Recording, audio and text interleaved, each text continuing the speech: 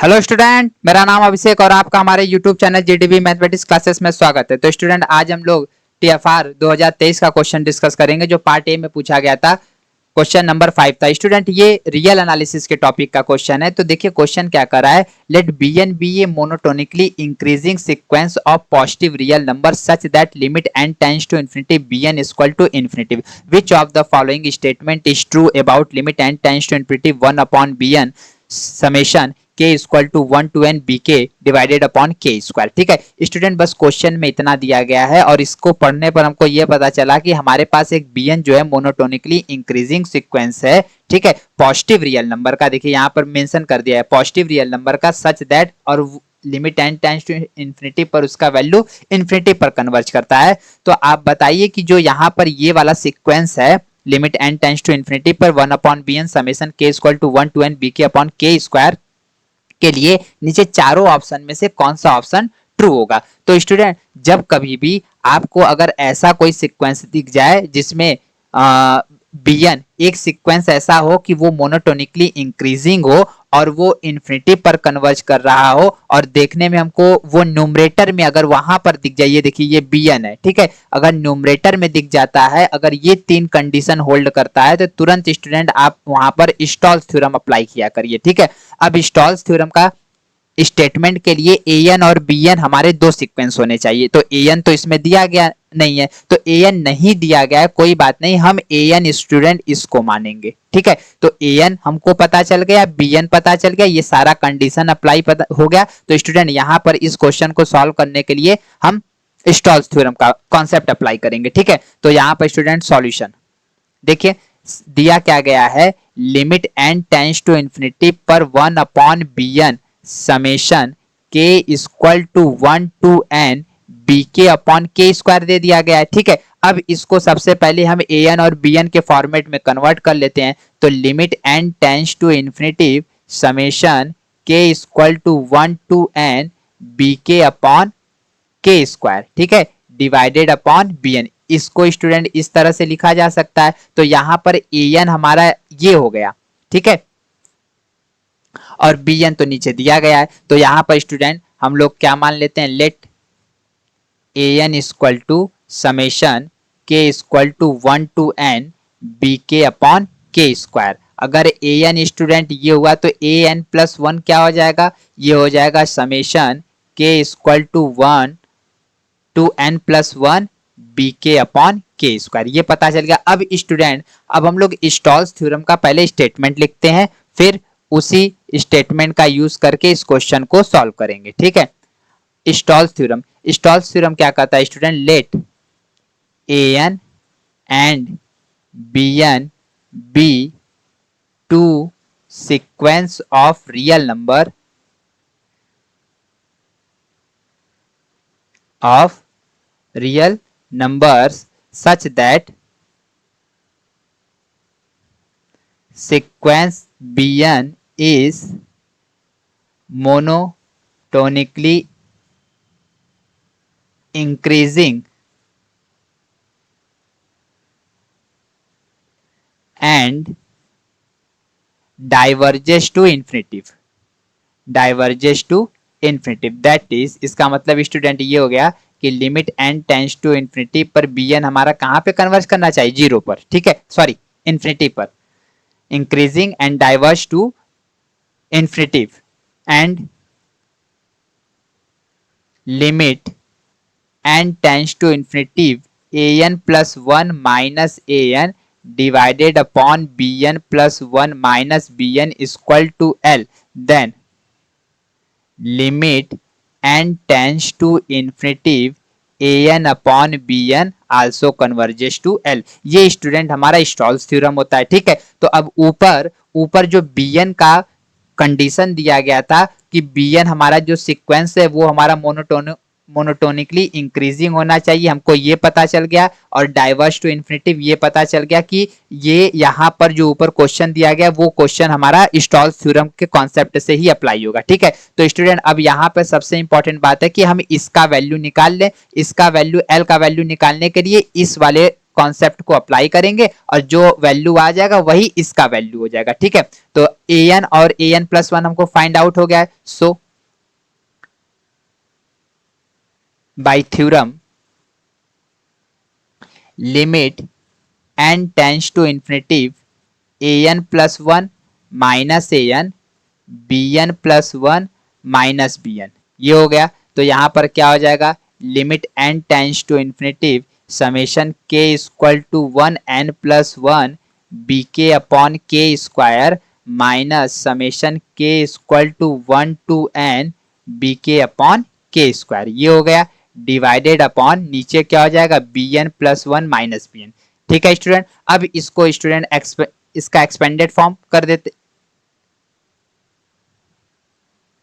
अब स्टूडेंट इसको हम लोग एक्सपेंड कर देते हैं, तो ये क्या हो जाएगा, b1 अपॉन 1 का स्क्वायर b2 अपॉन 2 का square dot dot dot bn upon n का स्क्वायर, n+1 तक जाना है तो n+1 करेंगे तो n+1 का होल स्क्वायर। ठीक है, एक ब्रैकेट में माइनस इधर हो जाएगा b1 अपॉन 1 का स्क्वायर b2 अपॉन 2 का square dot dot dot bn upon n का स्क्वायर। ठीक है, डिवाइडेड अपॉन नीचे क्या हो जाएगा, bn+1 माइनस bn। अब स्टूडेंट जब देखिए इधर वाले को इस वाले में माइनस से मल्टीप्लाई करके ब्रैकेट ओपन कर देंगे और इधर का ब्रैकेट ओपन कर देंगे, तो स्टूडेंट आप ध्यान से देखिए सारे टर्म कट जाएंगे, बस bn+1 डिवाइडेड अपॉन n+1 का होल स्क्वायर बचेगा, बाकी सारे टर्म एक दूसरे से कैंसिल आउट हो जाएंगे। ठीक है, तो यहां पर क्या हो जाएगा, limit n tends to infinity bn+1 divided upon n+1 का होल स्क्वायर डिवाइडेड अपॉन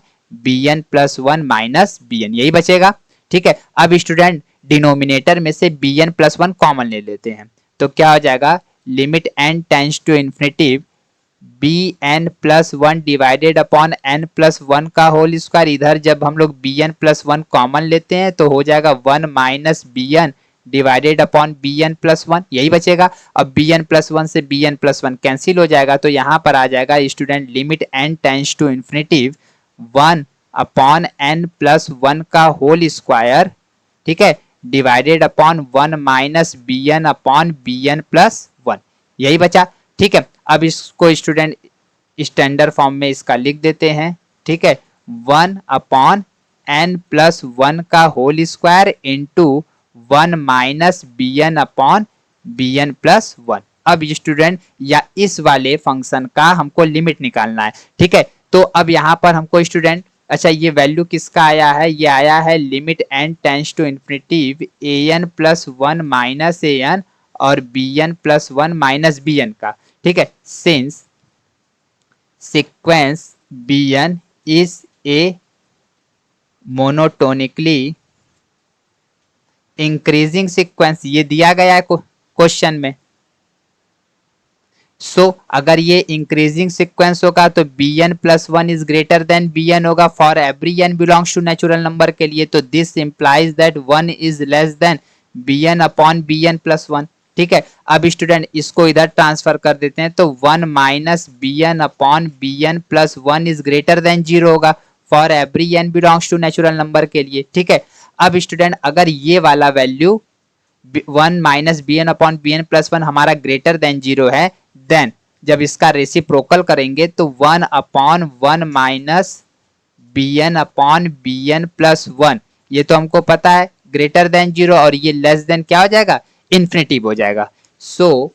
यहाँ पर स्टूडेंट हमको ये पता चल जाएगा कि 1 माइनस bn अपॉन bn+1 जो होगा इज ए बाउंडेड सेट होगा। ये कैसा सेट बन जाएगा, ये बाउंडेड सेट बन जाएगा।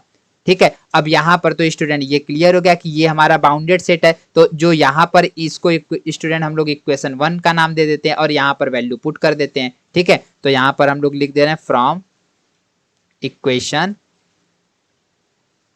1। इक्वेशन 1 से हमको क्या पता चला, limit n tends to infinity an+1 minus an divided upon bn+1 minus bn equal limit n tends to infinity 1 upon n+1 का whole square into bounded set.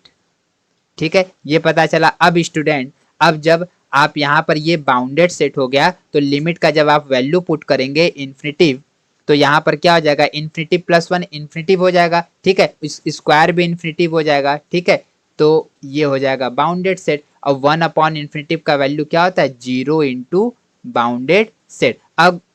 अब स्टूडेंट अगर कोई बाउंडेड सेट है उसमें 0 से मल्टीप्लाई करते हैं तो उसका आंसर कितना हो जाता है, ये 0 आ जाता है। तो स्टूडेंट यहाँ से हमको ये पता चला कि limit n tends to infinity पर an plus one minus an और bn plus one minus bn का वैल्यू क्या आ गया, ये 0 आ गया, ठीक है। तो so by Stolz theorem limit n tends to infinity पर an अपॉन bn का वैल्यू भी क्या हो जाएगा, 0 हो जाएगा। अब an हमने क्या चॉइस किया था उसको लिख लेते हैं, तो limit n tends to infinity 1/bn summation k equal to 1 to n bk upon k square, ठीक है, इक्वल टू 0। तो स्टूडेंट इस क्वेश्चन का आंसर क्या आ गया, ये 0 आ गया। अब स्टूडेंट यहाँ पर जो बाउंडेड सेट वाला है, ठीक है, इसका रिजल्ट क्या होता है हम यहाँ लिख दे रहे हैं, आप देख लीजिएगा। Let an and bn are two sequence of real number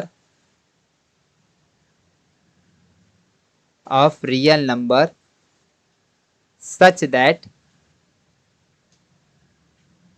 sequence bn is bounded and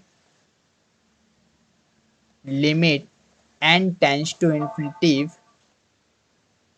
an is equal to 0, then limit n tends to infinity an into bn equal to 0, ठीक है।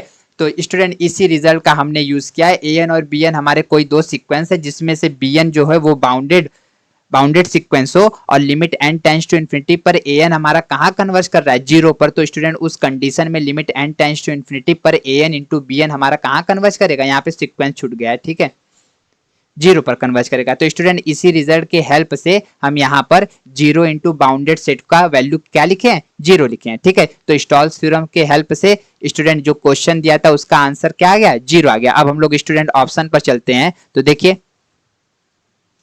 The limit exist for all such sequence and it's value is always infinitive. तो ये वाला तो गलत हो जाएगा क्योंकि अभी हम लोगों ने 0 प्रूफ किया है। The limit exist for all such sequence and it's value is always 0। तो स्टूडेंट बी वाला ऑप्शन हमारा क्या हो जाएगा, करेक्ट हो जाएगा। The limit exist for all such sequence and it's value is always 1, ये भी गलत हो जाएगा। नन ऑफ द रिमेनिंग, तो एक करेक्ट हो गया। तो स्टूडेंट डी वाला भी ऑप्शन हमारा क्या हो जाएगा, गलत हो जाएगा। तो स्टूडेंट इस क्वेश्चन का ऑप्शन बी हमारा क्या हो गया, करेक्ट हो गया, ठीक है। तो अगर स्टूडेंट आपको हमारे वीडियो का सॉल्यूशन अच्छा लगा तो प्लीज आप अपने दोस्तों को शेयर करिए। अगर आप हमारे टेलीग्राम चैनल से ज्वाइन होना चाहते हैं तो हमने चैनल के डिस्क्रिप्शन में लिंक दे दिया है, आप वहां से ज्वाइन हो सकते हैं। Thank you student for watching my video.